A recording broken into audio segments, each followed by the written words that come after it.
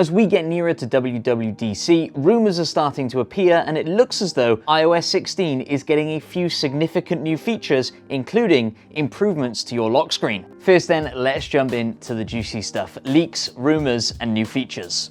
For many of us, our iPhone has become indispensable. And at the heart of iPhone is iOS.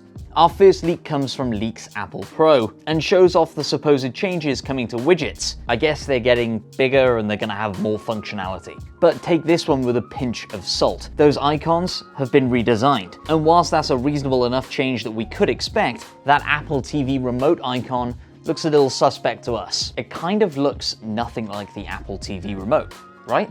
Let me know down in the comments below what you guys think of this one. Is it legit or bogus? According to Mark Gurman's Power On newsletter, there's also going to be further improvements to messages, health apps, and iPad multitasking. He also backs up those widget changes that the previous leak suggested, and also states that they're migrating to the lock screen too.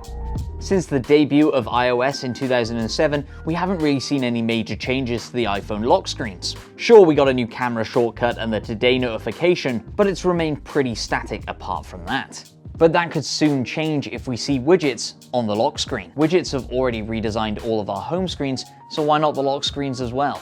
Rumors also say that the new iPhone 14 will have an always-on display, meaning you'll be able to check your lock screen notifications at all times.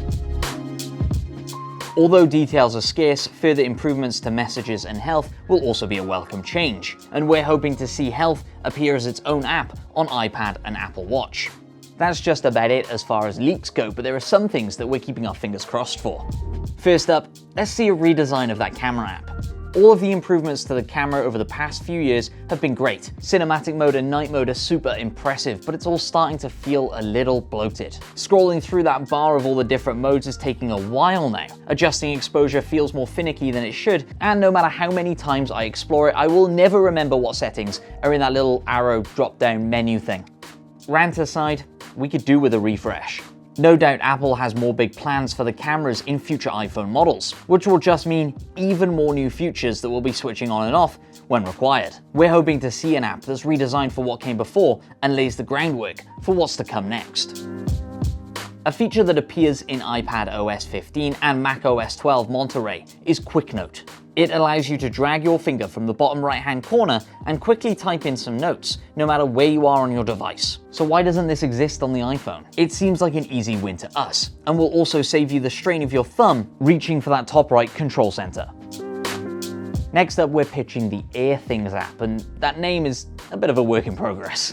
Why is it that my AirPod settings are only accessible through the Bluetooth section within the Settings app, while my AirTag settings are accessible through the Find My app? There should just be one app for all my Apple Air accessories, right? That's where AirThings comes in. Tim, call me.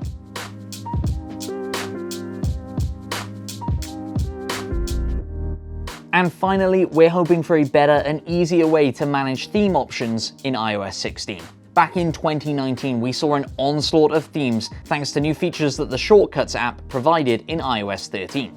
With Shortcuts, you can use the app to create launch commands for other apps and place an icon of your choice on the home screen for it. This has resulted in many themes being made available for iPhone users. But we want to see iOS 16 take this even further. A new category in the App Store could enable themes to be downloaded and then selected from within the Settings app. You could also choose different colors and sounds for notifications and set them as a separate theme, which could also be enabled with automations in the Shortcuts app. Third-party developers could even make their own sounds and themes available. We're bored of everybody's iPhone looking exactly the same, so let's make individuality and customization a little bit easier. Please, come on.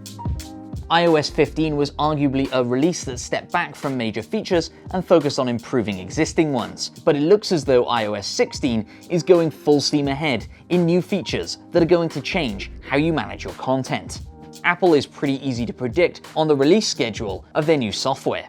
Apple tend to announce the latest iOS update in June at WWDC, followed by a release in September. And this year, WWDC kicks off on June 6th, so mark your calendars, there's not long to wait.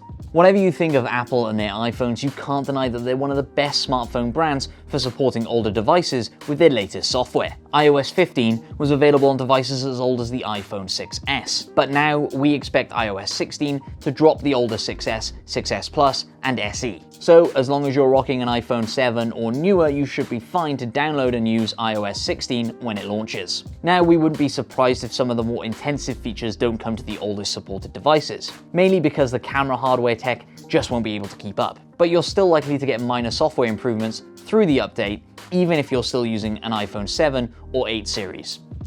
Whatever gets announced on June 6th, it looks as though almost any user that will be able to run iOS 16 will be able to see some big upgrades, and we can't wait to see what new features are on the way. Let me know down in the comments below what you're hoping to see in iOS 16 when it launches later this year.